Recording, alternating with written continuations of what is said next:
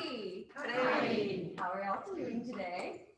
We made it. It's Tuesday. Yes. Okay. Well, welcome to our July Well Leader meeting. I first off want to apologize for miscommunication on the calendar invites. Hopefully you got it today. Yeah. But just, for future reference, just add it to your calendar while we're in here. We will always put up our next meeting.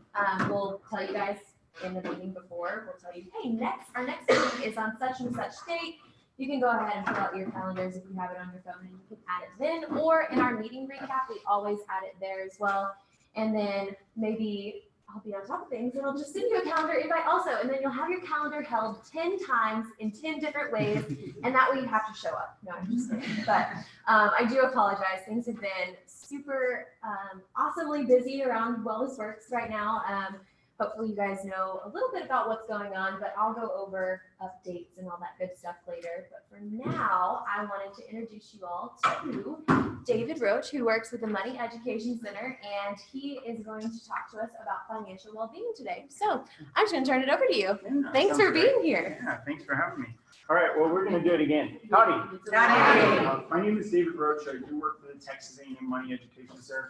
I'm super excited to be here to get to talk to y'all and a little bit about what we do, but also maybe give you some practical things to kind of take away for your own lives in terms of financial well-being. We're going to see if the clicker works. I probably have to. There we go. Okay, so a little bit about me first and foremost. So I am a money education advisor, but most importantly, I'm a husband and Aggie, and then I'm also a Jimmy owner. So a lot of times people have questions about this. What is a Jimmy? What does this entail? So this is my Jimmy. So in terms of financial goals, when talking about all this, this is one that I never expected. So I grew up in a super small town. We always had large dogs. My wife, her dream was to be like Queen Elizabeth. And so she wanted to have, if you're not familiar with Queen Elizabeth, she just has a herd of corgis. They just everywhere. They follow her all over the place, right? And so I told her she could have a herd throughout her lifetime. So we're going to have one at a time, but Jim is a lot of fun. One that I never would have expected I would have in my life, but he's a ton of fun. So that's a little bit about me, but today we really want to talk about financial wellness. And I think this is an important aspect to kind of talk about, and one that I think also tends to play a role in all of these different factors, right?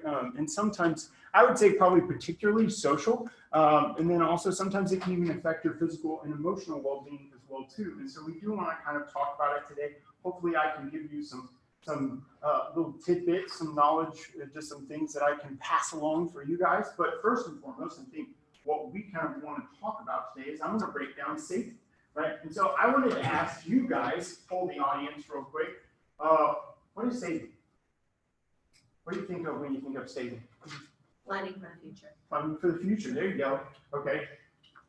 That is actually like right on point. So I'm gonna give her that one. So I think the only thing I would add on there is a lot of times saving is going to be maybe for that short-term financial goal. A lot of times is kind of how we define it at the Money Education Center. But how do you increase your savings, right? This is something that's really important and something you kind of look into.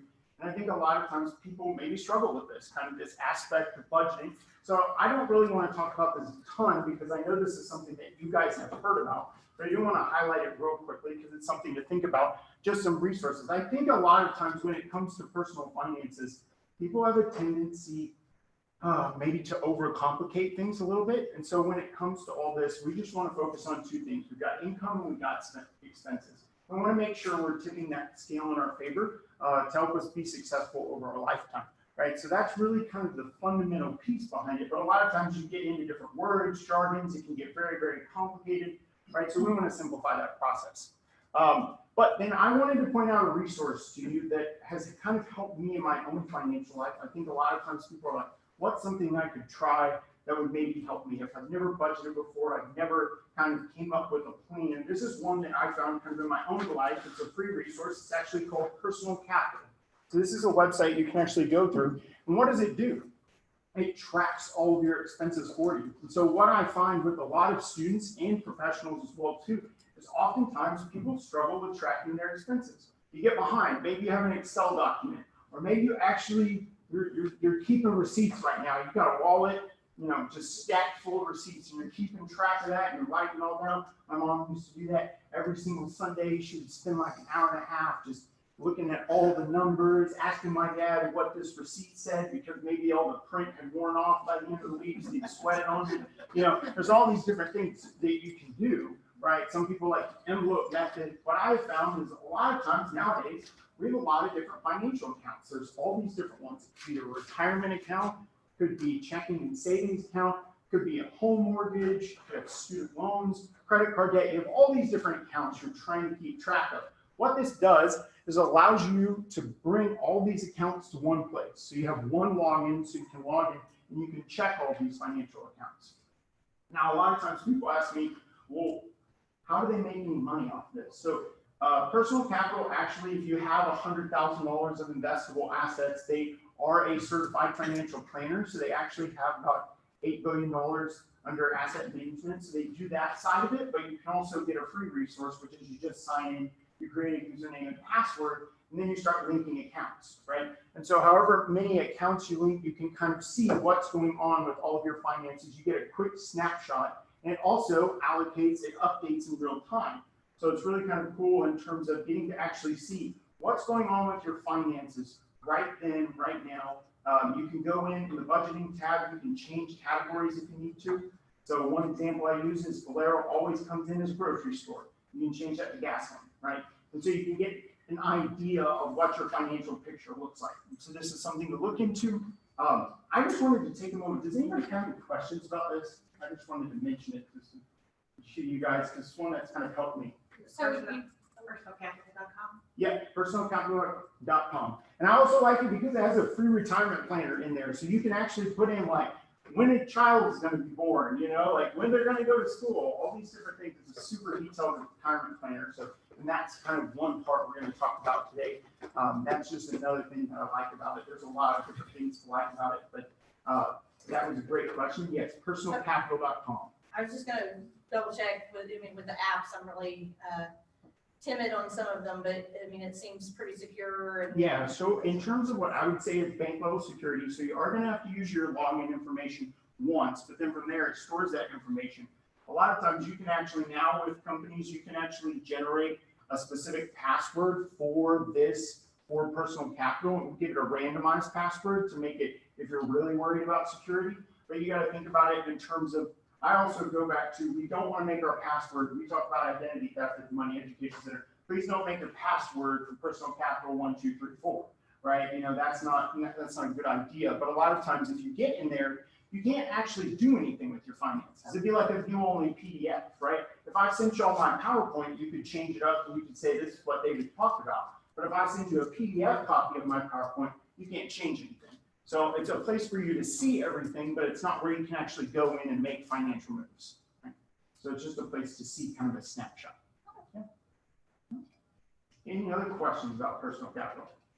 Okay, great. We'll keep going. All right, so this is one thing to kind of look at. And so when looking at all of this, people ask, well, how do you increase your savings rate? A lot of times I point to personal capital as one that's kind of helped me, but do want to talk about this because I think a lot of times people go, well, what is a savings rate? I call this your personal profit margin, right? So traditional logic is going to quote that a lot of times you want to look at a 10 to 15% savings rate, right? But I think what a lot of times is we want to accomplish financial goals. And so increasing our savings rate, especially for students, what we see is, and with anyone really just in general, is by increasing your savings rate, it allows you to accomplish your goals faster in life. And then for some people, it even allows them to shorten their working career. And so this is just one example. It's from networthfly.com in terms of just looking at this savings rate chart and just kind of thinking about it. Because I do think a lot of times people hear 10 to 15%, they think, okay, this is the max. If I hit 15%, then that's all I ever need to do. And for a lot of Americans, the average household savings rate across the United States is going to be about 6%. So if you hear 10 to 15%, that's really good compared to the rest of Americans, right? But I know a lot of people at A&M who don't like to think of ourselves as average, right? And so this is just something to kind of look into. I like to think of it more as time, right? If I'm going to be investing, 8 hours of my day at a company, wouldn't it be really cool to say I gave the first 2 hours of my day? That would be a 25% savings rate towards my future, right? And then 75% towards my now. Or maybe one day you could get to a point, there are some people who live off one salary, save the other, right? If you're a combined couple, then you have that savings rate of 50%. That's just something to kind of look into, just some examples. A lot of people, they're like, oh my gosh, how do we even get there, right? Well, most people are never gonna get here, right? And that's perfectly fine, right? The only person that I've ever seen save 90% of their income was an NFL football player, right? Does anybody in here make $1 million a year and want to take to it? Like, because if you do, let's go out to lunch after this, right? We can hang out, we'll be friends, right? So a lot of times this may not necessarily be realistic, but I do think it's something you kind of think about, because a lot of times people don't think of it in terms of time. And so it's just something to kind of consider when you're looking at all of this. And for some people, this is also one I throw out there as well too. If you're starting from behind, some people, this is the case. Maybe you didn't start saving for retirement until you were 40. Well, if you want to get to retirement at 60, 62, well, you know, if you save at 40% clip, then you could still get there, right? And so it's a way to catch up as well too. So it's just something to kind of think about. But again, think of it as your personal profit margin. The higher it is, the better off you're going to be, right? So that's a little bit about savings. I'm not going to talk about that a ton. Did want to kind of mention my kind of step-by-step process. This is one that I think is really important, just one that I've kind of created. I think first and foremost, when visiting with students or even talking about y'all's financial situation, most Americans don't have an adequate emergency fund. And so protecting yourself in an emergency situation is going to be very, very important. We recommend about 3 to 6 months of expenses. Why do you think we would recommend that? What's something that could happen that you might not have for 3 to 6 months? A job, right? So that's the most common form of it. And so that's why we say expenses. A lot of times other people will say income. The reason we want to talk about expenses is I want to know how much you're actually spending, right? Hopefully we're not spending every ounce of our income each month. And so actually figuring out what would I need in that situation? If I'm spending $3,000 a month or I'm spending $6,000 a month, you know, that determines my emergency fund. And so allocating it based upon that. And then from there, paying off high interest debts. When talking to students, I think a lot of times people may look at some of these and go, they're not high interest rate debts. For a lot of times people who have really good credit scores, they're not. But for me, being at the Money Education Center, I get to see a lot of times where students are at. And so I've seen credit card debt as high as 38% interest rate. I've seen someone with an auto loan of about 18%, it was like 1780, right? But they had a new car, right? They were proud of it. It was a nice car too, a really nice car. Student loans, I've seen those in upper teens as well too, right? So all these could be way lower. I've seen credit cards as low as 8%, student loans as low as like 3.5%, right? But a lot of times they have the potential to be higher interest debts. And so we just don't want to assume that a lot of times those are low interest debts. And then from there, getting to the point where we eventually get a paid off home and then build a retirement nest egg from there. So that's kind of my little step-by-step process, you know, just kind of breaking it down holistically. But I think from there, really where I kind of wanted to transition to is asking you the question, right? What if money was no object? What would you do? If you not if you had like $1 million a year, we're not talking about that NFL football player, but let's say you needed $50,000 a year to live off of, and I said I could give you $50,000 a year, and it would be adjusted for inflation for the next, you know, 30, 40 years, whatever you needed to live off of. What would you do? Just throw out some examples. You work and save it? Okay, that's great. Any other examples? Travel? Okay. Anything else you would do? Anybody spend more time with family? Yeah. Okay. No. See, I always go with the low-hanging fruit. That's the first thing I'll do. I think the first thing I'll do is sleep. Right? You know, that would be one a lot of times. And so I think it's one to kind of consider in terms of looking at all of it, right? Maybe you're someone who likes to read a book, or you're like, I never want to have to read a book again, right? So I feel like this ebbs and flows. Maybe you purchase Audible and you say, I'm never reading a physical book again. I want somebody to speak me through it. You know, technology is great. We have that option for $15 a month. You can have somebody talk me through a book. You know, so you know, figuring out what that looks like. For some people, it is traveling, vacation, going to the beach. My brother's a beach bum. That's what he loves to do. That's something that's really important to him. I'm like, I enjoy it for a day or two, and then I get sunburned, and I'm kind of get weary of it, and like want to go home, right? I want to go back to my house with AC. But for some people, like my brother, he can just sit and watch the water go in and out for like 8 hours and be the happiest person ever. And I'm like, that you just sit still for 8 hours, like in your chair. And he's like, yeah, you just feel the water come in and out. I would never do that, right? And so to each their own, right? And so you got to figure out what it is. Maybe you're more of an avid like hiker and you want to be out and about, right? So I had to change this picture recently. This is like a nice hike, like outside the city. The last picture I had was this young lady. It looked like it was in the middle of Arizona or New Mexico. It was like 100 and it looked like it was 120 because it was just like the sun was beating down and she was just sweating and she looked like she was fighting it really hard, but she was fighting back, trying to not cry. So I was like, that is not the best picture of hiking, So maybe this is an easier one, they're resting, they're kind of looking out into the distance. So maybe it's just spending time with family, grandkids, whoever that be, or for some people, not spending time with those people, you've got to decide in that situation. But I think that's something that I think a lot of times people get scared of. This word retirement. What does it even mean? And a lot of times it's up to you. And I think that's one that's really important. And I think a lot of times people have this set idea. You'll have people who will tell you what retirement is going to look like. And a lot of times what I would say it's up to you, right? You have to figure out what that looks like. What would be exciting for you? For my dad, it's been to continue to work. That's what he enjoys, right? He only works 8 months out of the year, but he just can't not work. And so he wants to work. He takes from October till February off, and takes for November till February off. And so he has that ability where he only works 8 months out of the year, but he still gets to work, and he gets to have that sense of purpose behind what he does. And so you've got to figure out what it looks like to you. And so I kind of define it as this. So a lot of times when you stop focusing solely on work and instead maybe focus a little bit more on all of the things outside of work. All right, so I want to kind of run a scenario today, just to kind of walk you through it, because I think a lot of times people have questions about this when looking at retirement. So I get the opportunity to do a lot of different research and just kind of come up with different things. But how do most people retire at Texas A&M that are staff members? They work hard. Okay, so what's that thing? It's a 3-letter word. Huh? Oh no, but what is the thing? What's it called? So it's got three letters. It's got a T in it. TRS. There you go. Right? There you go. There we go. So TRS is often that primary source of retirement for most staff members. So if anybody's on the faculty side, it may be ORP. That's a little bit different. But then from there, I think a lot of times people have questions about how this formula actually works. How do we determine it? So you have your years of service, you multiply that times 2.3%, and then you have your 5 highest years of salary.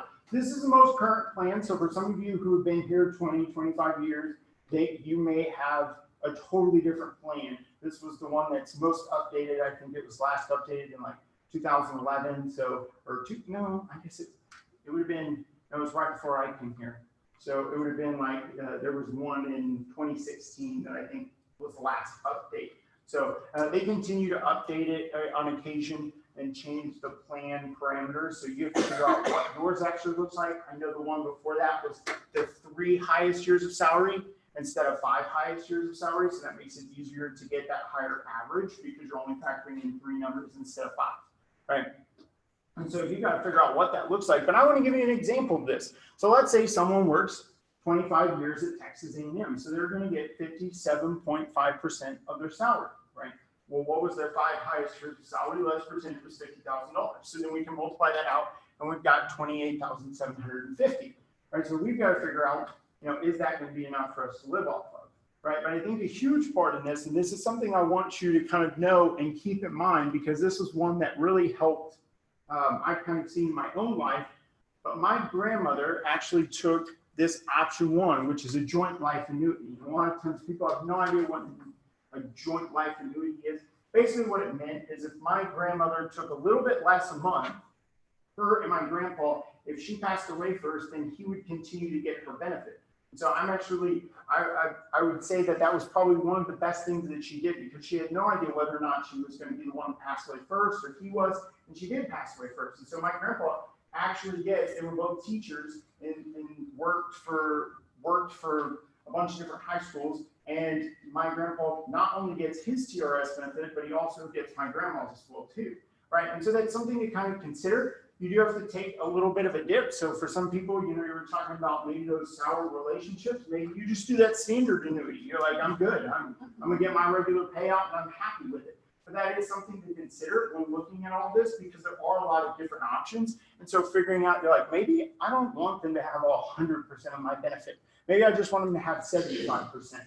So you have to figure out what that looks like. So it's not just as simple as saying, I'm going to get that $28,750. You have to pick an option from here of what you're going to get, right? And we're not going to talk about when you actually get it, because that totally depends upon what plan you're in. And you can talk to TRS about that, because they have your specific tier that you're in terms of when you're going to get that benefit. So like, I don't even get the rule of 80. So y'all are talking about the rule of 80. It doesn't exist for me.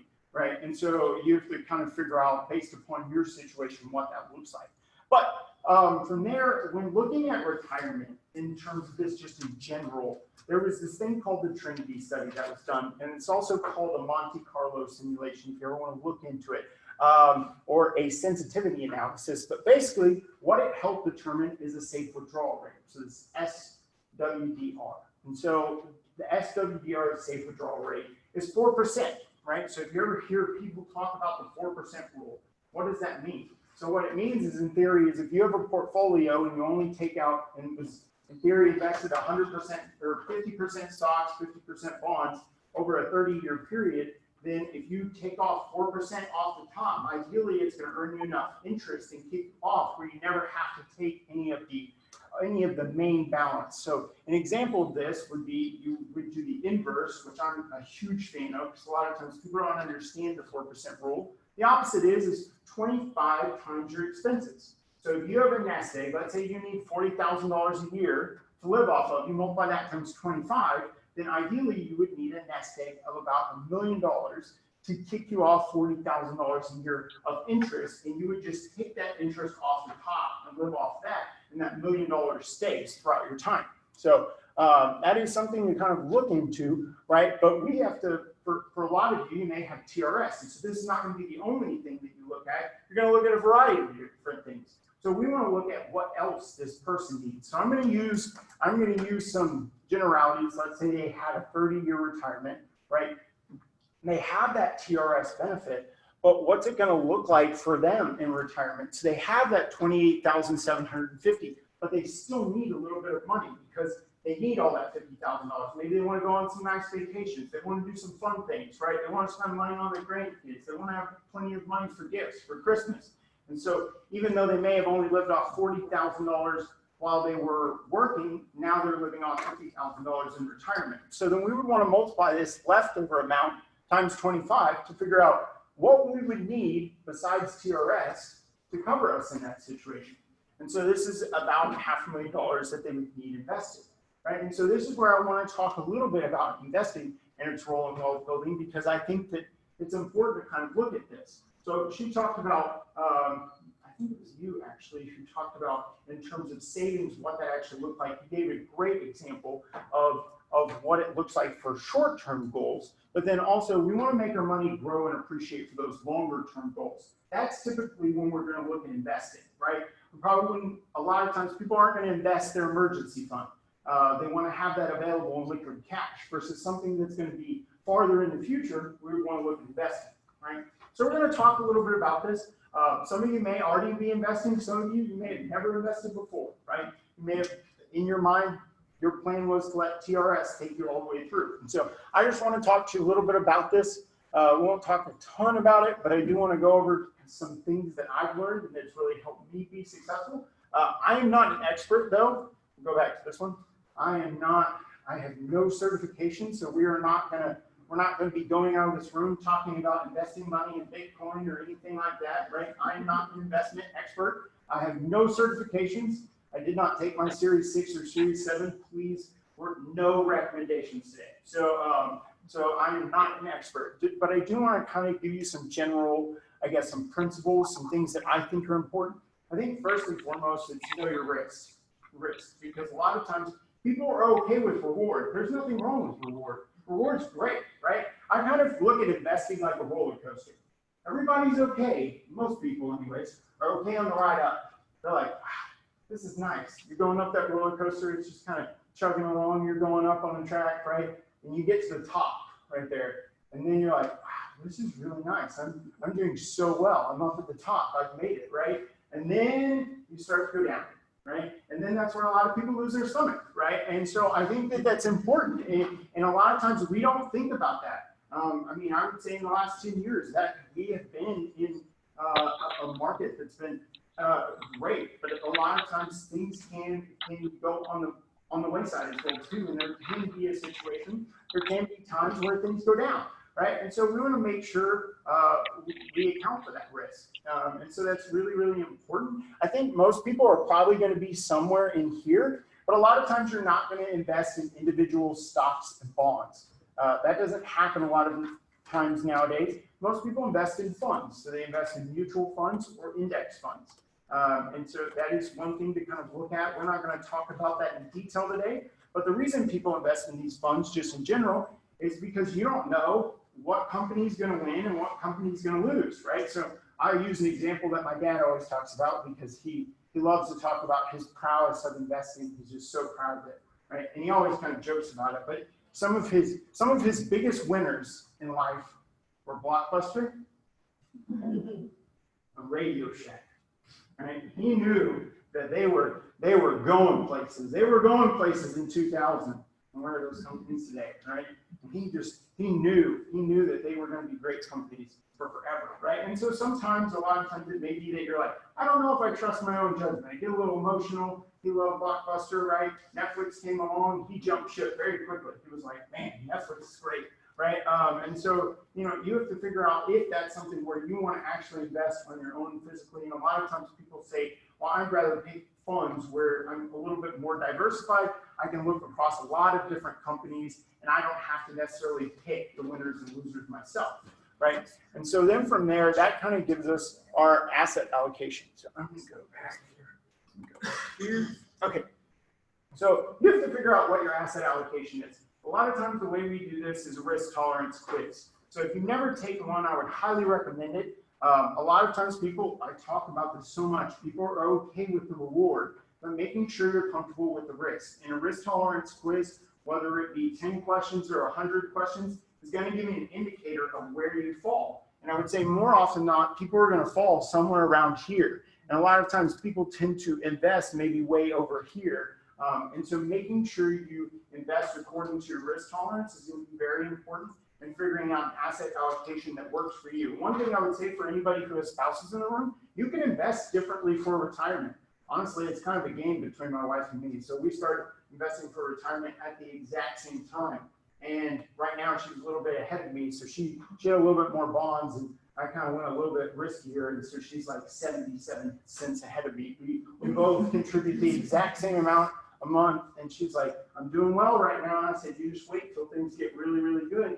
I'm going to pass you up. And occasionally I will pass her up, and when things go bad, and she's like, look at me, I'm doing well. So, it's a lot of fun, right? So have fun with it, and kind of look at that. But figure out and go based upon your own individual risk tolerance. It's okay to be different than your spouse. Make sure you kind of have that conversation. That is something that's really important, is to make sure you talk about those investment decisions, especially if one person is going to be making it, making sure that also that other person is comfortable with those investment decisions that we're making, because that is the #1 reason couples fight. So a lot of times it's finances. And so that could be about investing. It could just be about if we have money to pay the bills. I want to avoid future fights. So just making sure we communicate about this stuff, right? And figuring out what you feel comfortable with. But then I want to talk about costs, because I think this is one that people forget about. They focus on that rate of return, right? And they go, oh my gosh, I'm going to get 9%. Right? And they have no idea that 9% actually costs them 3% to get, right? And so we want to make sure we factor in those costs. Imagine I gave each one of you in the room $100,000 and just, probably wouldn't be here today. I'd just walk out. No, if I had enough for each and every one of you. But you all have $100,000, and I can guarantee you a 6% rate of return over 25 years. You would actually end up with about $430,000 in the account 25 years from now. It's really great, right? Let's say I say, I'm going to charge you a modest 2% fee, for that money. If I'm going to manage your account for you, I'm going to charge you 2%. You would actually end up with only about $260,000 throughout that time. So you lose $170,000 just towards those costs. And so one thing I would tell you is there are funds that are all the way as low as 0.02%, and then I've seen funds as high as 3% in terms of fees. That's a huge difference, right, in terms of how much you're actually paying. And so making sure that you feel comfortable, making sure you're getting enough value for that extra amount, because if something's costing you 2%, but you're earning 7%, that means you're getting 5%. One thing costs you 0.25%, you're earning 5.5%. You're actually doing better. You're earning 5.25% after those costs associated. And so making sure you think about those, because I do think that is one that people forget about. A lot of times for you guys, specifically with investment funds, they're going to get called expense ratios. They have all these terms, right, for different things, and they try to kind of like put them right next to things or hide them or put them in really small print. Make sure you figure out what your expenses are. We want to look at our real rate of return, not our nominal rate of return when looking at all this stuff. So that's a little bit about that. And then I think, how can I invest for retirement? This is one that a lot of times people have questions about, especially at Texas A&M. So, there's a lot of different ways that you can invest. I'm not going to talk about this today. That's a little bit too deep. If you all have questions about that, we can visit about it. Just know there's a variety of different ways that you can invest for retirement. But besides TRS, there are actually 2 accounts that you can set aside money towards retirement. So there's one called the 457 plan. It's actually for Texas A&M employees called the Texas Saver Deferred Compensation Plan. So Texas Saver DCP. So I'm actually enrolled in that plan. And then there's also a TEA plan as well too. So a tax deferred account.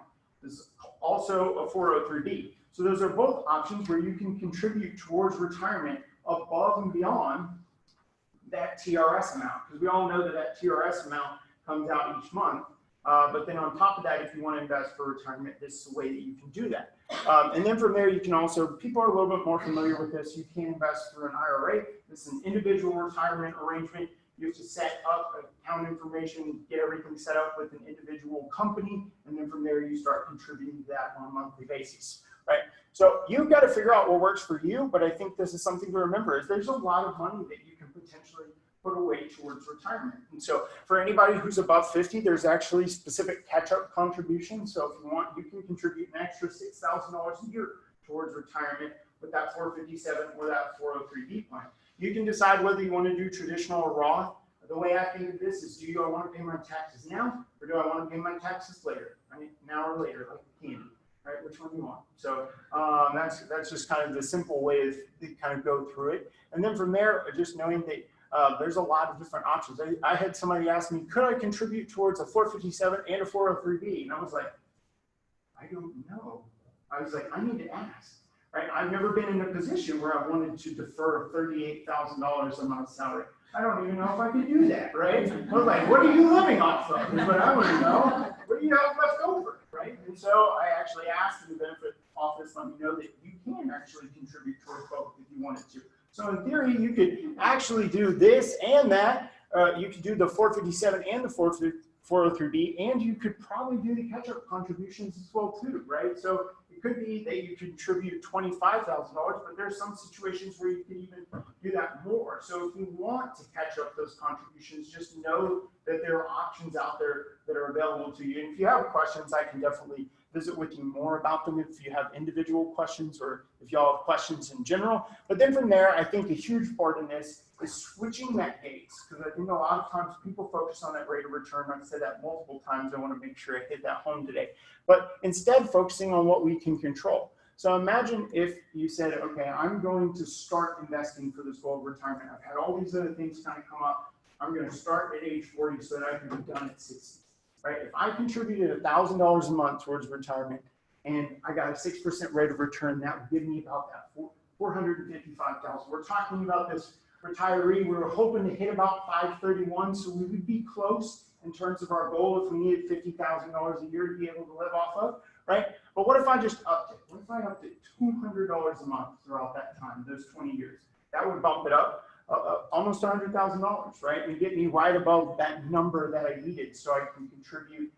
So I have that TRS benefit, and then on top of that, I have that retirement account as well too. But then if you said, okay, I'm going to go above and beyond, I'm just going to do 300. And that's where it continues to grow, and you see that account grow over time. And so I think that's something to remember. A lot of times people look at that rate of return, and it is very important. And I don't want to understate its importance, but I think a lot of times people make this very finite or very set in stone. And so instead of looking at the opposite side of it and focusing on what you can control, which is how much you're contributing. So when I talk to students about this, one thing that I always mention them, if I gave you $1,000 a month to invest, and I'm an amazing investor, and I have $100 a month to invest, who do you think is going to get to retirement quicker? Even if I could get 100% rate of return, what's 100% on $100? $100. Do you think I'm never going to catch up to that person who's investing $1,000 a month? Right? It's not possible. And so keeping that in mind, that amount that you're investing is very important as well too, right? So just something to kind of think about. So this is a quote that I like because I do think it's very important. But a lot of times it's all about the money that we keep. And so if you ever have students who have questions about it, we would love to visit with those students about it. Or if you have questions, this is just one of my favorite ones in terms of all this. There's some reading if you're ever interested in it. I like financial books, so a lot of the ones that have been around for a while, now their kids are writing like new ones of the books. So Dr. Stanley actually wrote the original one, and now his daughter, Sarah Stanley, wrote The Next Millionaire Next Door. One of my favorite things from all this is people have questions about what a millionaire looks like. We get to see on Facebook, Snapchat, Twitter, people are seeing all the time these people who are making just absurd amount of money, right? But they don't see what is somebody who has a net worth of $1.3 million. What do they look like? What does that millionaire look like? And actually, when they did the original book, the most common millionaire vehicle was actually a Ford F-150, right? And it was a 7 to 10-year-old Ford F-150, and I imagine it probably had a little dirt on it, maybe some like a wash me sign on it or something like that written into it. I know I used to always do that. I would get so mad. He's like, wipe it off, you know. So we would always write things. We would just say like hi on the truck. So, you know, you've got to figure out what you're interested in, but that is one book that I really like. But I do want to talk just a little bit about what we do in terms of the center. So wanted to talk a little bit about professional development, but also wanted to talk to you about what we do at the Money Education Center. So we've tried to really be strategic with our mission and kind of our goal. And so we've recently changed it in terms of the last year or so. So we want to help students maximize their return on investment while they're here at Texas A&M. And we do that in 4 ways. We want to help limit that net cost of attending college. So a lot of times we can't really help tuition fees, but we can focus on that cost of living, right? When we look at cost of attendance at financial aid, we want to look at that cost of living side of things. I visited with students who pay $290 a month for rent, and I recently visited with the undergraduate student that's the highest. My high threshold continues to go up. $2,000 a month for an undergraduate, right? It's like I could have given some otherwise. They had a 4-bedroom, 3-bath house. It was nice. $2,000 a month, right? And they were still getting financial aid. And they were like, you know, do you think I could take out more alternative loans to pay for this? So, you know, and so that's where you've got to figure out. We want to help students limit that net cost of attending college, right? And then from there, we want to help them navigate unexpected financial barriers. And I think this ties in directly with student success. We don't want students not to graduate. So there's actually a study done by the U.S. Bureau of Labor Statistics, and what they found is if you go out and get a bachelor's degree, you have a 40-year working career compared to someone who doesn't have a bachelor's degree, they have no college experience, you earn about $1.1 million more throughout your working career, throughout that 40-year career, right? And so we don't want students to leave all that potential on the table because they couldn't pay rent. And sometimes our students may stub their toe and they may think, you know, I've got to withdraw from the university, right? I don't know if I want to go back to college. And we don't want our students to be in that situation. So we actually did a financial wellness survey, and out of respondents, the people that we did get to respond, I don't remember what the exact amount was, but 3% of our students have experienced homelessness, right? And so, you know, it happens, right?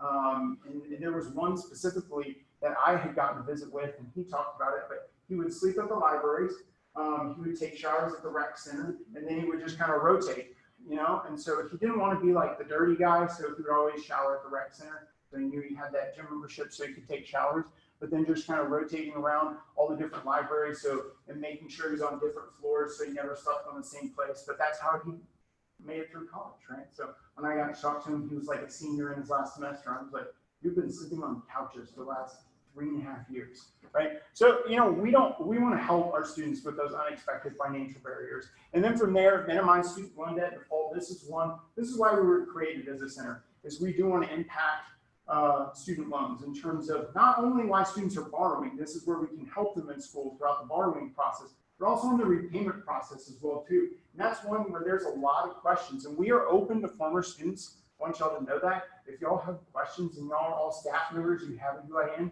So if you ever have questions about the loan repayment process, I think it is one that a lot of times there's a lot of misconceptions. And if we can help answer any of those questions, we actually reach out to delinquent borrowers as well too. So students who are delinquent borrowers, that's one that we're really, we want to make sure we're having that impact and helping our students in that way. And then from there, prepare for a lifetime of financial decisions. So we cover 10 different financial topics. So y'all got my handout. So we talk about a variety of different things. My boss actually paid off his first home in 9.5 years. So, I mean, we've got a variety of different experiences. I've got to see my mother-in-law get $50,000 of credit card debt paid off. Like, there's a variety of different experiences at the Money Education Center, and we want to share those experiences with students. Whatever questions they have, we want to be a resource and help them get those answered. So we do cover a lot of different topics.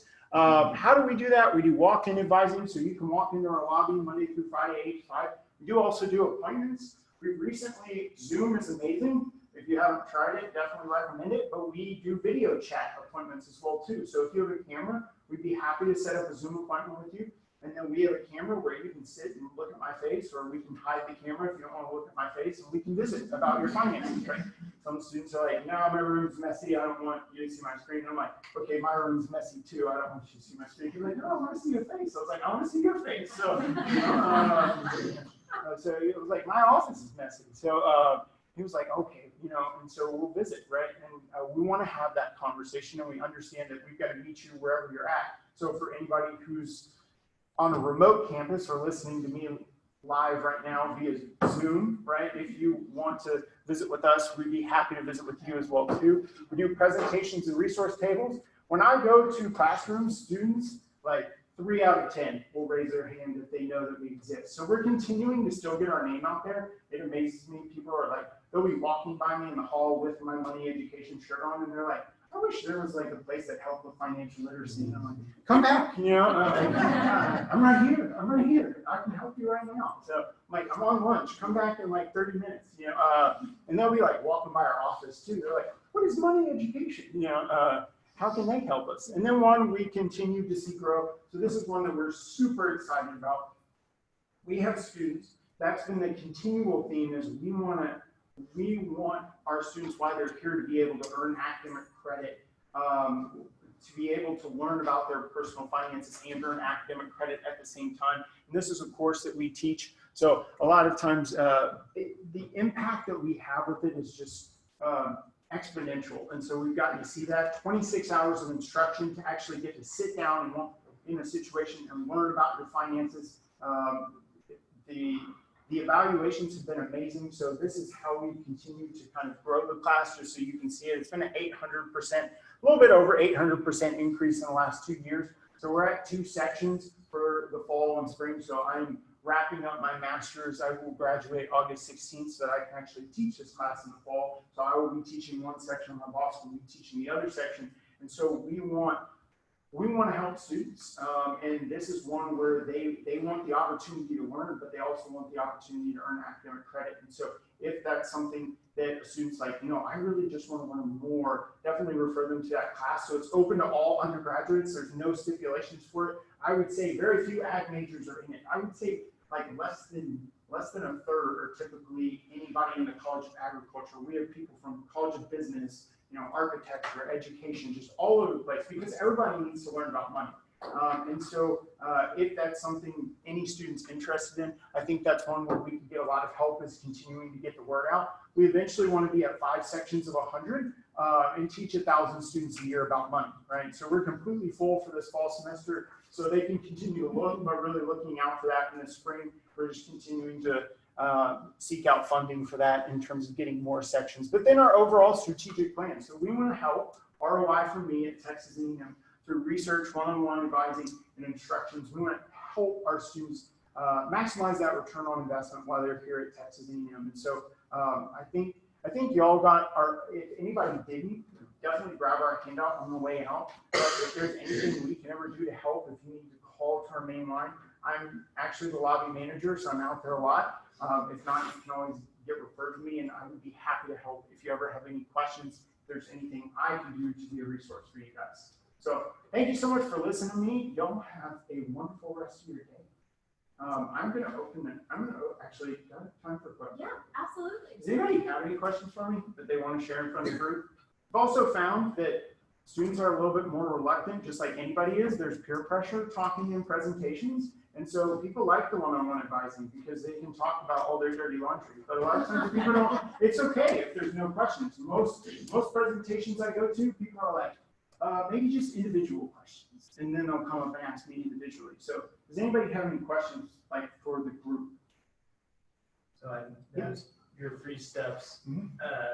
The last step, one of them was pay off the house or pay off the home. But then you were also talking about investing more. Can you maybe speak to what if someone's faced with a choice like, okay, I've got this extra money. Do I make extra payments on the house so I pay it off sooner, or do I invest it in the stock market to build? That's a great question. So I'm actually going to use an example, a Twilight example for you. So I like to speak in analogies. So you ever heard of Team Edward and Team Jacob? There's not a lot of logic a lot of times, right? And so I would say it depends on your risk tolerance. And that's where I would really want to visit with you about your risk tolerance and figure out what you feel comfortable with. So I'm going to be honest with you. My boss, he paid off his first home in 9.5 years, right? His interest rate was pretty low. I probably would have personally invested that money. I'm a little bit more risk seeking. But I think the thing is giving just set financial advice to someone in this situation. I would really want to sit down and visit with you and figure out what your risk tolerance is, what your spouse's risk tolerance is. If it's just you, figure that out, because we wouldn't want to just make a set decision. But if you already know, hey, I'm a little bit more risk seeking, then maybe you might kind of lean more towards the investing side. A lot of times a little bit more risk averse approach might be, I'm going to pay that set amount of interest and I know I get it paid off and I have this home that's paid off. But for some people, they also like the idea of having a smaller budget, right? And so if you pay off the mortgage, you don't have to pay on that anymore, and so your expenses are lower, and then you can invest more, but it may be later on. So it's really to each their own. I would say I would want to visit with you more before giving you just like a set answer on that. Does that make sense? Yeah. So Team Edward and Team Jacob, you get to decide which one you're on, right? Yeah. Any other questions? Okay. Well, thank you so much. Oh, yeah. I don't have a question, but I was just going to make a plug that our division brought in somebody from the Money Center to do a presentation for staff in our division, and it was really well received. You guys did a great job, so we appreciated you coming in and talking to our staff about money and managing money and things like that. Was it me? I think so. Okay, yeah. I don't was gonna remember say, setting I was like, it I up. thought your face looked familiar. I'll Yeah, plug you on thank too. you, yeah. Whole staff rocks. Thank you, really appreciate it. Thank you so I much for appreciate having it. us. Yes, thank you for being here. So another thing that I want to point out is that not only is the Money Education Center a resource for you, it is a resource that you can promote to the students that you interact with on a regular basis, even if they're just student workers in your office, or if you're in an advising situation, please promote their services to students around campus. Another thing that is a resource to you is the free financial consultations that we have on campus every single month. Just a reminder, we bring in TIAA, Lincoln Financial, and VALIC, which is now, Christina, what is VALIC now? AIG. They went back to AIG retirement as their name, but they are all on campus every single month. AIG is located over at the NSC. I think it's the last Tuesday every month, something like that. And then Lincoln Financial and TIAA are actually housed here in the GSC in private rooms in the HRC. So if you guys are interested in those, they are incredible. You can take all of your bills, all of your things to them, and you can work on budgets with them. You can work through retirement, different ideas, anything that you need some insight on. They can either provide it for you or point you in the right direction of who to contact. So, any questions on financial well-being? Sweet. Okay, well, Christina's gonna get our presentation up here, maybe. Sorry, I closed it off. No, you're good. So there are a few things. Hopefully you guys pick them up on your way in, but we have, bye, we'll see you later. Thanks for being here. We have water bottles and we have door signs. So a couple of months ago, actually, it was after our WELLLeader retreat. Does anyone remember the WELLLeader retreat? Yeah. That was February. Yeah, it seems like forever ago. Well, somebody had a really great idea after the WELLLeader retreat. They emailed me and they said, you know what, it would be awesome if we had door signs that identified us as a well leader. Well, we started working on it and then it got lost in communications. And I was like, I woke up one night and I was like, where are door tags for well leaders? Like, what happened to that idea? And lo and behold, they're right here. So we have these for you all. And then we also have the Wellness Works water bottles, and these are sparked by Christina Bookout, who has been working really closely with our remote campuses across the state. And Christina wanted to get some programs initiated at our remote campuses, and she was like, what about a water challenge? And I was like, that's great. And she was like, well, can we get them water bottles? And I was like, sure, let's get them water bottles. And then I was like, well, let's just order everybody water bottles because they'll be great prizes. And so these water bottles have our lovely Wellness Works branding on them, but they are 32 ounces. So you fill it up, you drink 2 of these a day, and then you're good to go, right? So if you would like to learn more about the water challenge that Christina has initiated at some of the remote campuses, feel free to email myself or her or just the wellness account, and we can help you get one set up in your own area. But we do have water bottles available. I just ordered more. So if this is something that you want to do in your area, you could give these out as prizes. You could give them out at the beginning. So just send us an email if you're interested, okay? Yes. Will all well leaders get a sign and a water bottle too if they cannot attend live? Yes, you will. But I didn't want to tell you that in the email because I wanted you to come. I mean that in the kindest way. I know that with the whole miscommunication thing, I figured we might be lower in attendance today, but it's always good to have an incentive to show up, right? But yes, we'll send it to you. We'll probably send it via mail stop, or you guys can stop by our office, and then remote campus employees, we will mail you some. Okay. All right. Without further ado, I don't know if you guys have met Rebecca. Hopefully you have. You were at our May WELLLeader meeting. Were you? You were not? Okay, so this is Rebecca's first and last WELLLeader meeting. Because we have this great partnership with the College of Education, and they provide wonderful undergraduate interns who stay with us for 3 weeks. We buffer them for the first 2 weeks, get their feet wet, and then they take off and they make programs super awesome. They do all these great things for our office and for the program, and then they graduate and then they leave, and you're like, oh man, oh, that's so sad. So Rebecca is graduating in August, and what's your last day? My last day, August 6th. August 6th. So it's right around the corner. She'll be graduating and going off into the real world, but her big contribution for today's meeting, not just this whole semester, she's done so much. She was in charge of the entire K-12 league. She put all of that together, all the communications, coordinated all the teams, created all of the rosters, all of that was Rebecca.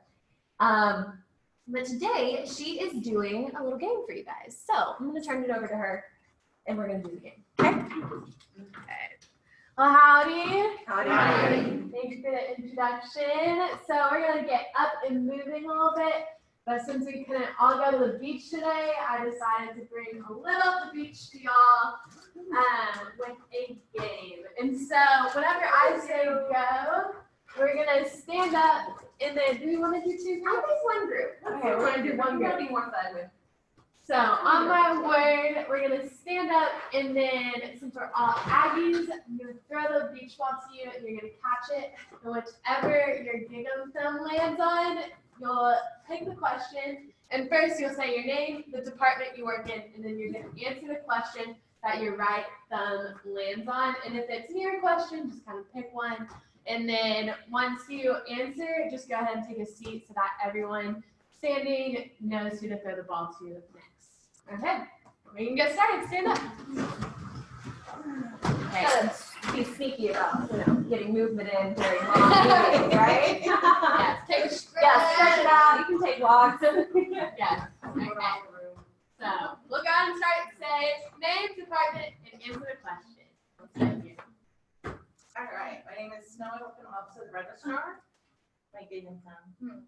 What is my favorite Aggie tradition? Okay, so full disclosure, I'm not an Aggie. That's okay. You work here, so you I think so. So I was gonna say I'm slowly drinking Kool-Aid. I really admit that. I have to say my favorite is probably mustard.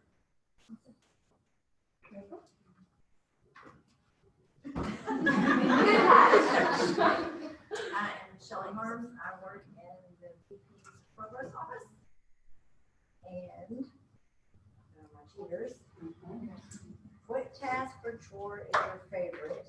Which is your least favorite? Oh, goodness. My least favorite chore is having to do the dishes after dinner. And my favorite is playing with my 9-year-old daughter.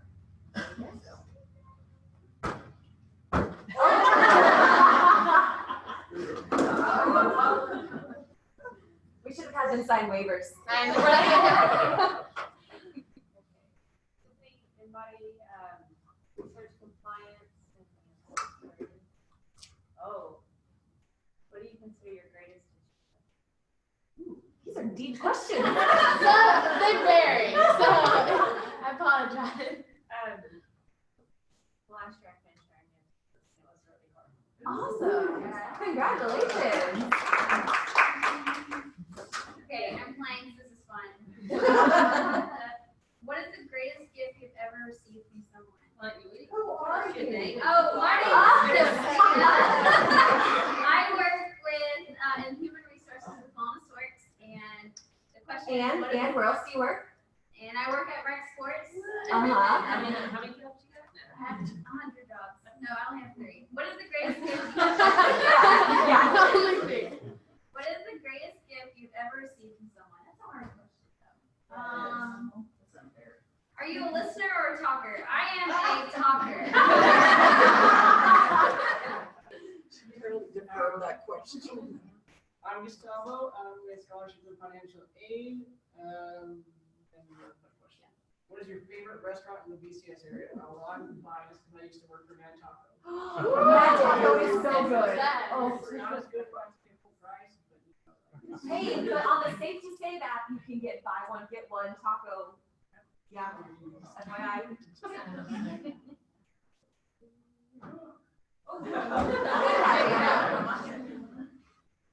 What is part of your daily routine that you look forward to every day? Who are you? Oh, sorry. Yeah, I'm the fitness director with Rec Sports. And the thing I look forward to most every day is snuggling with my dog. Cassie Herman, Environmental Health and Safety. What is your favorite outdoor activity?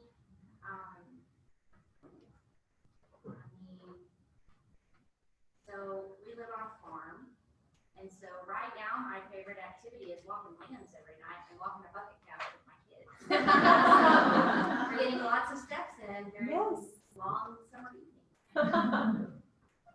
I'm Belinda Davis. I'm a student health. Says, what is your favorite summer activity? Swimming. Very nice.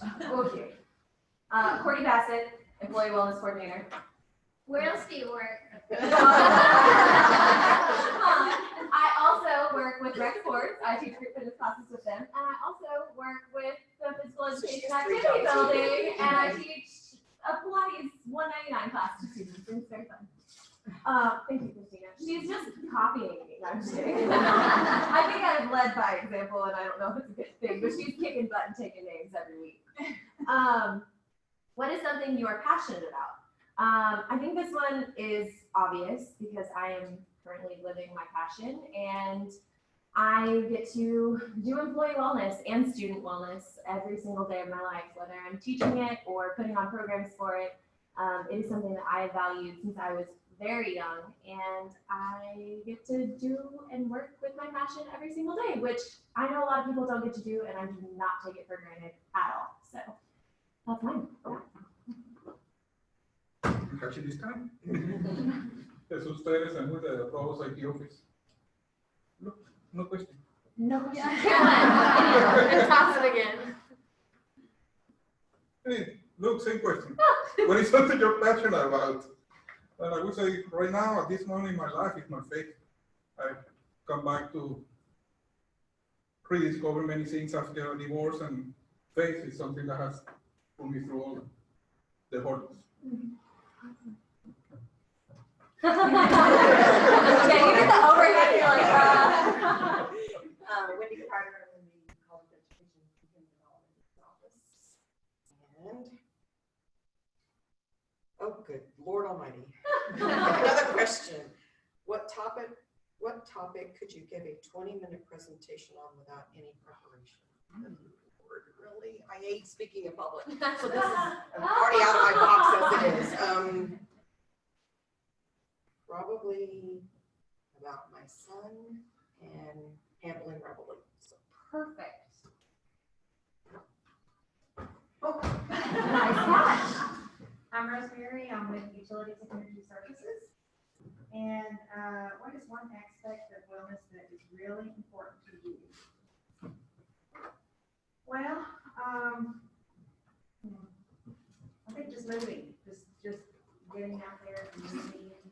I've lost a lot of weight over the last few years, and I think that that's had a lot to do with it. Just get out there and moving on. I like it. Oh, the volleyball. I was just saying, did she just Yeah. serve it to her? Catherine Yancey, Research Information Systems, aka Maestro. What would you like to be known for? Being a nice person. And you are so nice. She helped us with our lunch and learn today, had us line up all the food. Very helpful, very nice. Yes. I'm Steph Keith. I work over at this small animal clinic in the neurology department. Let's see. What is the best thing that has happened to you in the past week? My son is with his dad for the whole month of July, and like I can barely handle weekends without him, so this month is torture for me. Well, he was with me this past weekend, so we got to hang out Friday, Saturday, Sunday, and that is the best thing that has happened to me. Awesome. Howdy, everybody. I'm Chance Medlin. You can call me Chance the Librarian. I work at the library. And my question is, what is your favorite part about working at Texas A&M? I would say that is working with the Aggies that I get to interact with all the time. I love the students here. All right.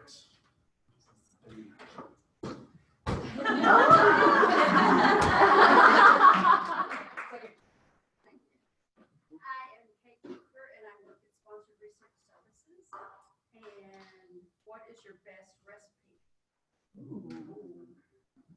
I have a new chicken marinade recipe to show you. Oh, would you be willing to share that? Put it on the WELLLeader recap? Yes, I will. Okay, fabulous. A new recipe, everyone.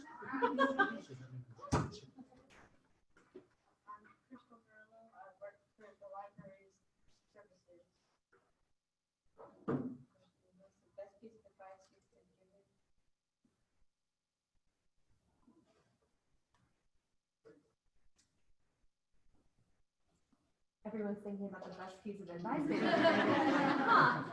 There's a lot.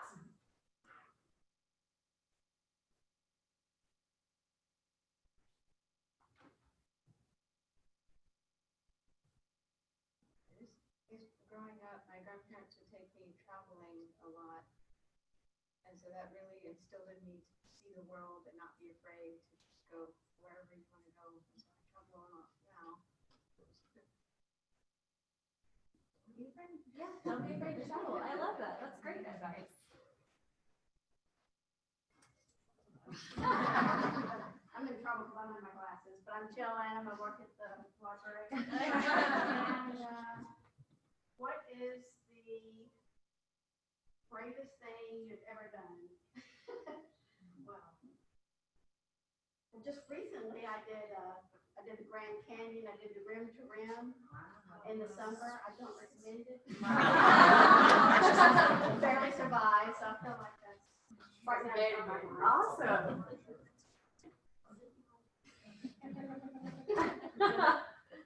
I'm Christina Seaver. I'm a librarian as well. I look at the librarian table. You had to describe yourself using 3 words. They would be social introvert, which is 2 words, by the way. And today would also be exhausted.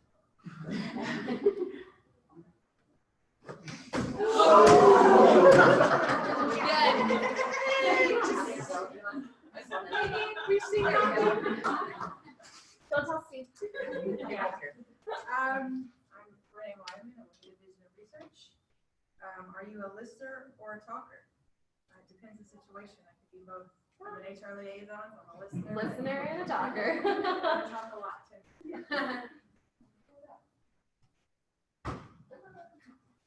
I'm Diane Carter. I work at the Vet Teaching Hospital in HR. Why did I want to become a WELLLeader?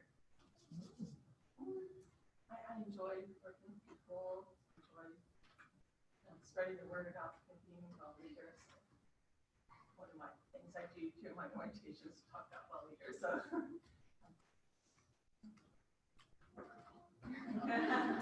I'm Bridget Sebesta. I work at Small Animals Vet School. And what's your favorite summertime activity? I also live in the country and love animals, so I can relate to that. They like to bark. Nothing but animals. And that's what I do for every entertainment. I'm Paula Barton. I work at the Cyclotron Institute.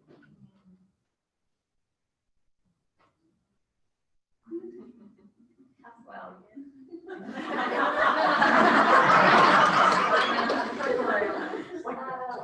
what's the most important personal attribute you bring to your job? Ooh. Oh gosh, that's hard. That is hard, and it would be probably just my own opinion that the office may have another. But I kind of have the reputation of our office of being the mom. I think about how I would feel if we're about 85% of our national at our lab. I think about how I would feel if my kids were in a foreign country. So I kind of like to be the come-to mom, what I do if this happens. And I'll let that.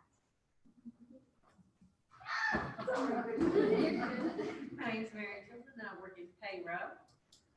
What is your favorite way to de-stress? Play with your grandkids. Hi, I'm Jick. I use they them, their pronouns, and I work in student activities.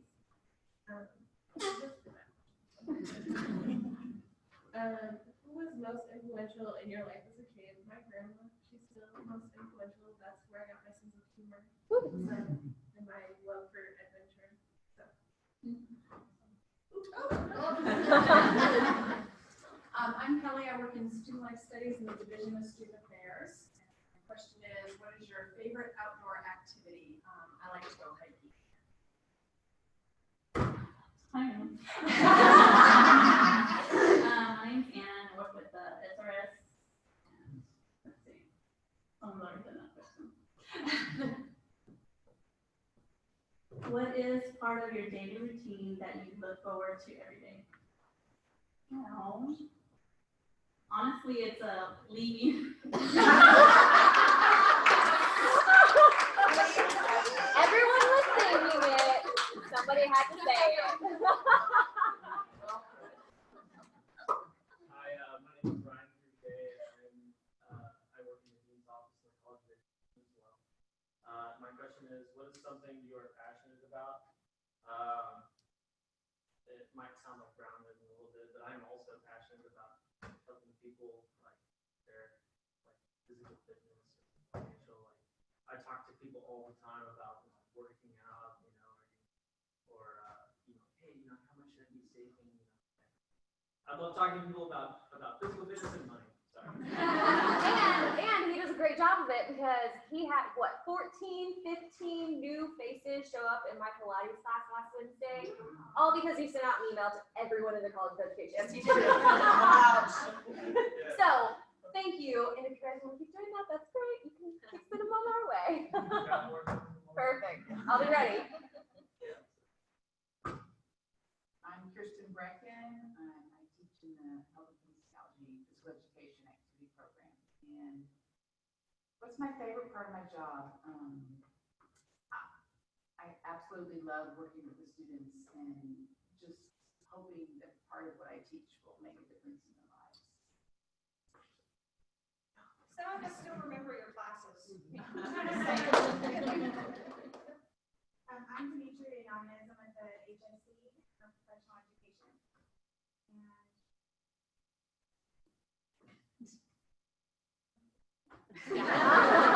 Find what you like. Your favorite way to de-stress is just quiet time and journaling. You've got to throw a long way. Can assist. Oh, I like it. A new way to bring it there. So creative. Howdy, I'm Stephanie Walker. I also work at the University Library. Oh, you didn't know. Okay. What is one aspect of wellness that is really important to you? All of it. Really probably the mental health and social health. I think it's a very important part that a lot of us look, maybe push it aside for a lot longer than we should. And so I like this group has really helped me to focus on that more.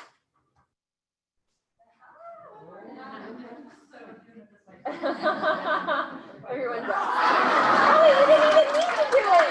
Yeah, look at those muscles. I'm Dusty with Mapping and Trace Information. And it says, what is your favorite thing to do in the summer? Nice.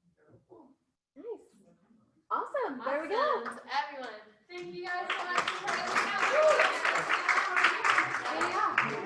Last but not least, you created probably gonna get one of the hard ones that I've had writing. I was like, I don't know the answer. My name's Rebecca. I'm a wellness intern. And then let's see, what is your favorite restaurant in the BCS area? That was hard for me. Let's see. Now I'm swaying to not taco. That or, oh goodness, the Village in downtown Bryan. If y'all been there, if you haven't, check it out. It's really fun stuff. Those would be my top 2. Awesome. Thank you so much for the game.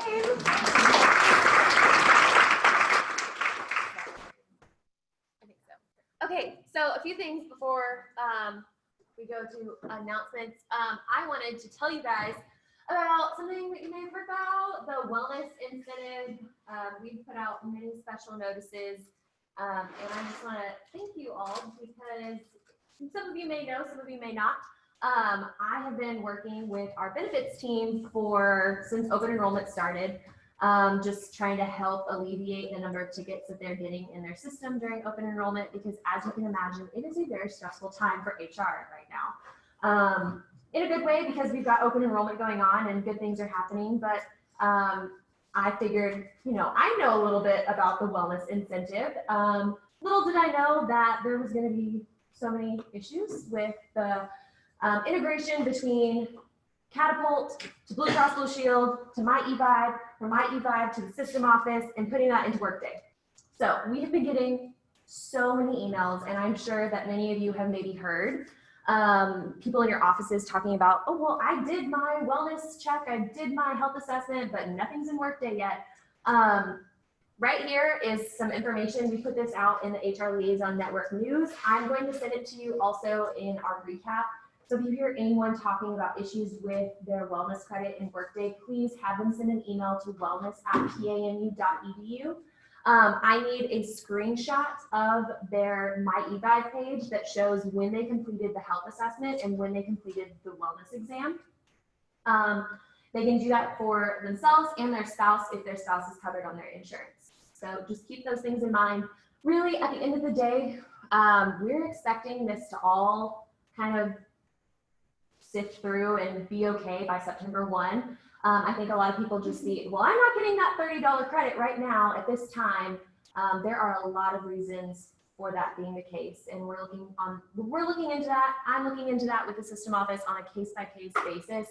A majority of these is just that it takes some time to go through all of those different avenues. So if you hear anyone having frustration, try to calm them down, and then you can send them to me. I have such an appreciation to what our HR group and what our benefits team does.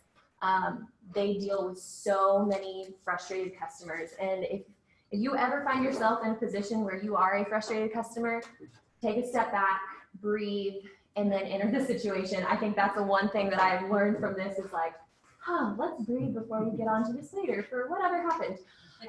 You know, we're trying, we're working as hard as we can. So let them know that, and that they can email me and I will do my best. I have 40 unopened tickets in the ticket system right now, and maybe by Friday that'll be down. So just a heads up on that. Yes. Is there a list of like kind of who's dealing with which? There is on the HR website, yes. And then a lot of people, we have people triaging emails. So if you send something to benefits and they see that it's a wellness exam question, they send it to me. If it's a retirement question, they send it to somebody else. So there's a triage process that we have in place right now. And if it's been 2 weeks and we only have 1 more week to sign up? You can send an email to the employees at tanu.edu, because we have like 3 different people on that account who are like we're starting to get some treadway on that account. So I know it's frustrating, and I appreciate anyone who has felt the frustration with us, but we're working as hard as we can. So cool. Any questions on that? Sweet. Okay, moving right along. So I wanted to talk to you guys about our upcoming physical well-being events. We've got the summer fitness session, which ends on Friday, August 2nd. The interim schedule, if you have anyone in your office area who freaks out when the summer fitness schedule is, because y'all, they do it every year. What about my classes are over? What is happening? Okay, we've got this great partnership with Rec Sports, and during the interim process, we have a lot of students who are coming in and coming out. A majority of our classes are taught by students, or they're taught by faculty and staff. And full disclosure, sometimes we need a break, you know, physical break. And so that's what the interim schedule allows Anna, Miranda, and I, and some of the other staff members to do, and give the students who have trained all summer long the opportunity to teach more before the full fall schedule begins. So that's what the interim schedule is. This is when it runs, and then the fall fitness schedule will launch at the end of August. Cool. Okay.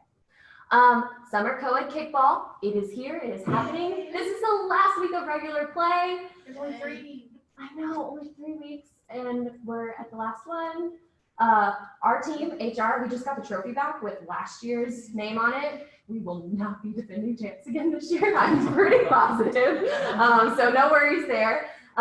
We played a team last week and lost, and then this week we played the athletics team, and I've heard that they've been giving everyone a beating, and I'm like, it was a great run, you guys. Like 2018, I'll remember it forever. Not worried about it, but it was so much fun, and I hope you guys are playing. Next week is the kickball playoffs. So what we've done is we are going to have food trucks out there next week. So even though your team isn't maybe in playoffs, we'll still be out there. And I hope that you'll come cheer on the teams on Tuesday or Thursday night. Cool. Physical well-being still, the discount storefront is still up. We extended our contract with Fitbit until July 2020, and Christina worked to get everyone's UINs uploaded. So you guys should be good to go to get new Fitbits if you need a Fitbit at a discounted rate. And then Christina, okay, I'm gonna intro her because I don't know, do you need this? No, you don't need this, okay. So Christina, when she came in as a student, I said, hey, what aspect of wellness are we lacking in? And this was in January 2018, so almost a year and a half ago. And she was like, well, I feel like you could really beef up the nutrition side of things. And I was like, okay, have fun with that.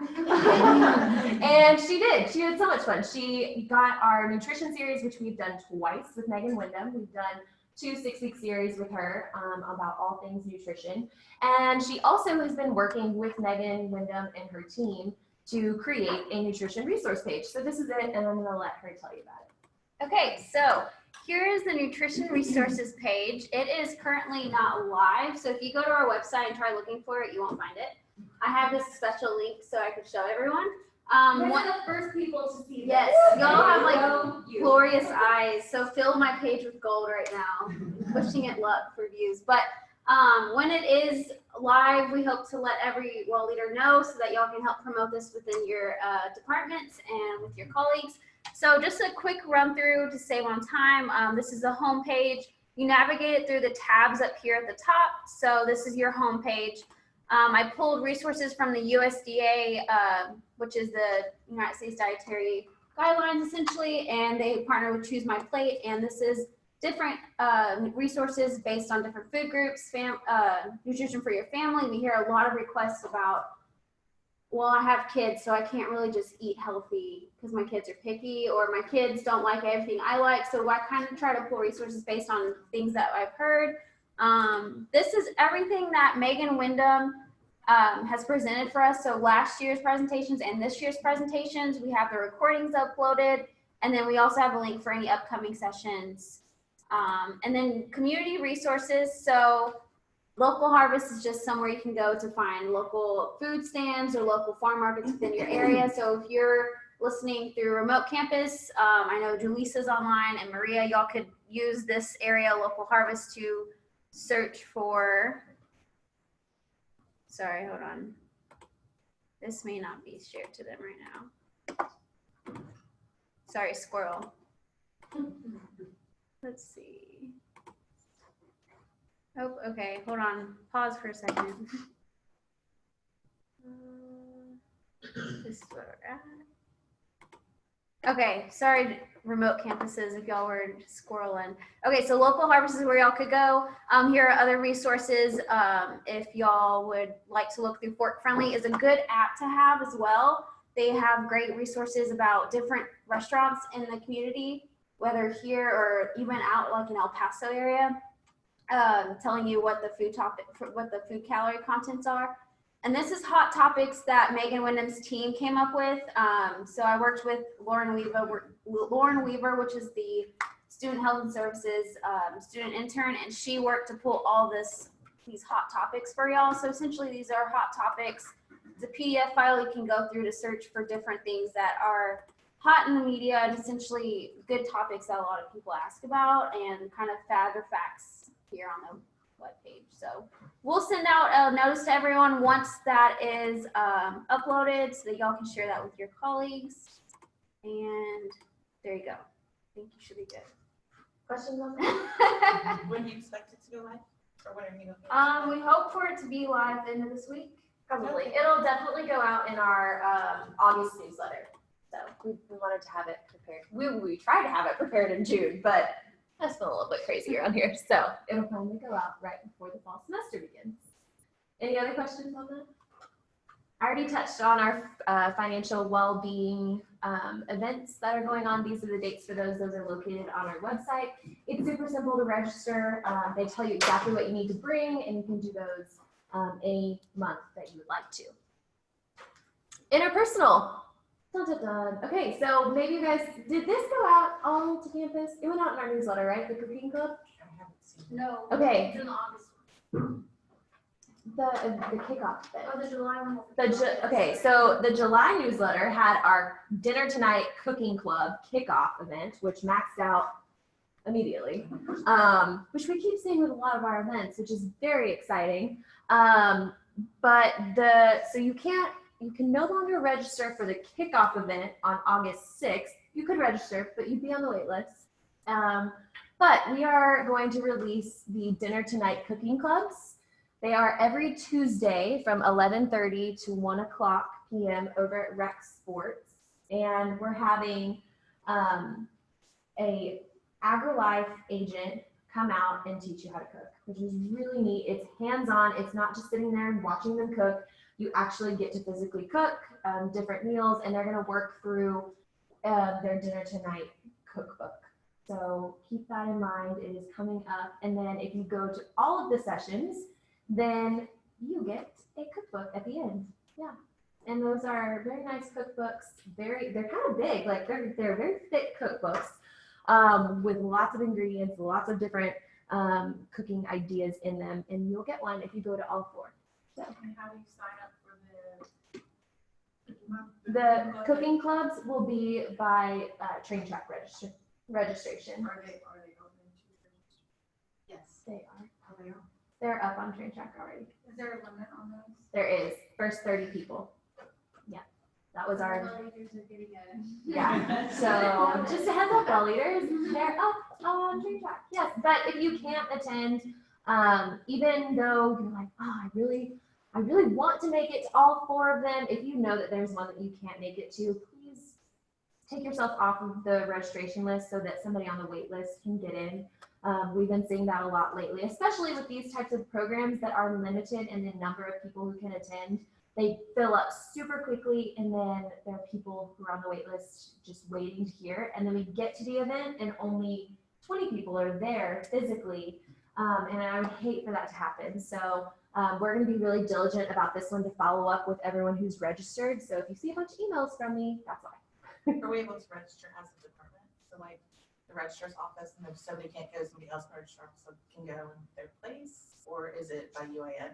By UIN, just like train track does it. Yeah. But we will have a Zoom capability. So if you're not able to physically go, you can still watch the presentation. You can still, we're gonna figure this out, how to, Christina already figured it out, right? We're gonna have like a camera over the cooking station of the instructor, and you guys will actually just watch her cook. And she'll talk you through the ingredients and whatnot. So Zoom is also another option. So for our remote campus employees, if you're not able to attend physically, then you can watch via Zoom, and you'll get the same type of experience, maybe just not get to taste the food after. Yeah, there's food. Yeah, you get to eat the food. Would it be possible? I'm gonna go here first. Would it be possible to record the Zoom and send that to people who are on the wait list? Absolutely. Yeah. We do that with most of our Zooms is for our recorded links, we'll record them and then send them out to anyone who wants them. Like today's Rossi event, we'll be doing that. So another question. What time? From 11:30 to 1 o'clock, I believe. Right around lunchtime. Any other questions about that one? And then this other one, the gardening club has been we've been working with gardens for almost a year now. Last summer is when we first met with them, and we were trying to come up with an idea of how to get a gardening club. Well, we finally figured it out. It's going to be more of a monthly meetup in the gardens, and you'll talk about a different topic in the gardens. You'll actually get hands-on experience pruning roses or figuring out the winter harvest. Some of the other topics they were so good, and I'm blanking on all of them right now, but every month we'll be meeting with them, and that'll be an opportunity. And I think they said that that would be a 30-person cap as well over at the gardens. So exciting stuff happening. And that be at lunch also? I believe so. And then we talked about getting some food trucks out there for every single one of those events so that you could either bring your own lunch and listen, or you could grab some food at the food trucks that are over there. Logistics on this one are still being worked out, but the first one is going to be on September 19th. Wait, what is September 19th? Wait, say that. Say Yeah, that. National Talk Like a Pirate Day. Really? Uh-huh. Okay, I was just made aware. She said it, not her. There's an International Talk Like a Pirate Day on September 19th, so I'll have to tell them that they have to talk like a pirate the whole time. Good to know.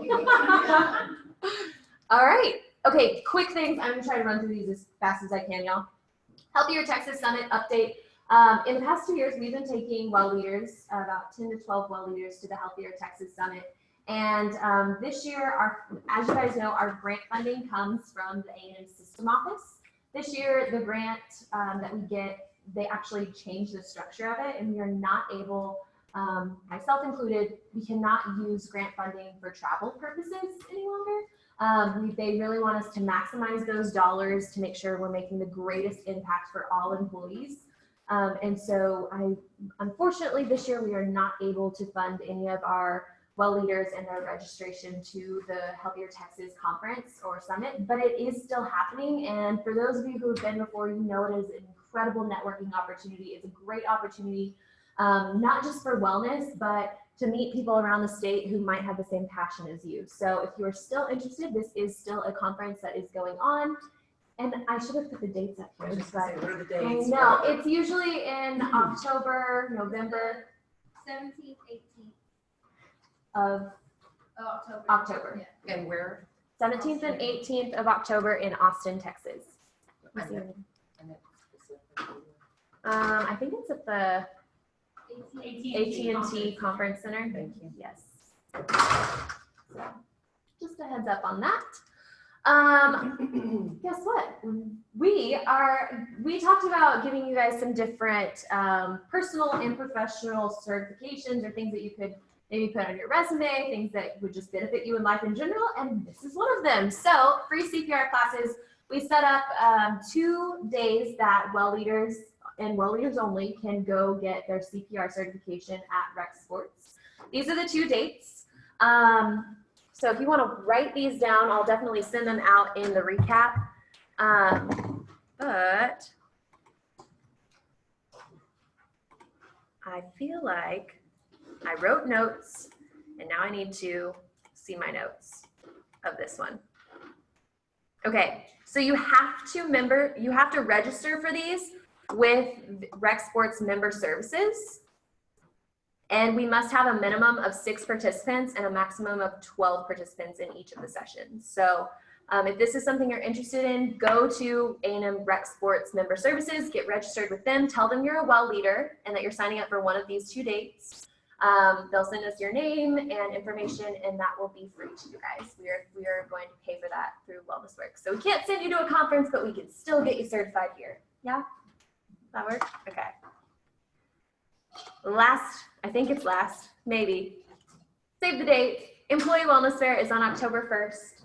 As you guys know, we often need lots of help on the day of the Wellness Fair. So if you are available to assist in any way, pass out t-shirts, help with a sign-in sheet, be a room monitor. We're changing the structure of the fair a little bit this year. We're actually planning to have 3 keynote speakers, 1 in the morning, 1 at noon, and then 1 in the afternoon. Sorry, thank you. Okay.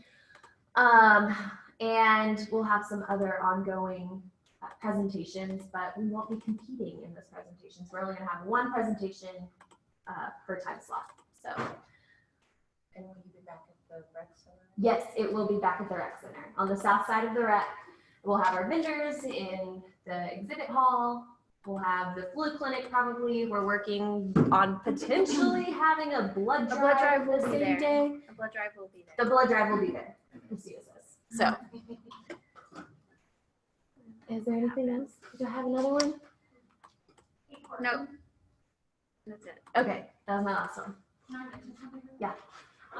So we are at the rec going to be offering a new free class on our schedule. It's going to be on Mondays and Thursdays. And Courtney mentioned the gardens. We're going to be having sunrise yoga on Mondays and Thursdays in the gardens from 6:30 to 7:30 a.m. And that's free to students, faculty, and staff. So spread the word. We should probably put that on the Wellness Works schedule then. Yeah. Yes, I will do that. 6:30 to 7:30 a.m. Sunrise. And masks will be provided first come, first served. All right. Any other questions? Anything at all? All right. Well, just like that. Just it's at the MSC. Oh yes, y'all. Next meeting, September 17th from 3 to 4:30. It is at the NSC in 2406A. Put it in your calendars, and then I'll do my best to send you guys a calendar invite with the Zoom stuff. Like I said, I apologize. It's been a little hectic right now, so we'll do our best to get it out to you guys this time. So. Cool. You guys have a fabulous rest of your day. I mean, it's close to 5, so by the time you get back to your office, you'll have to leave anyways, right? Oh yes, there's a Zumba class happening in the break room, so if you'd like to go join, now's the time to do it. Y'all have a good rest of your Tuesday.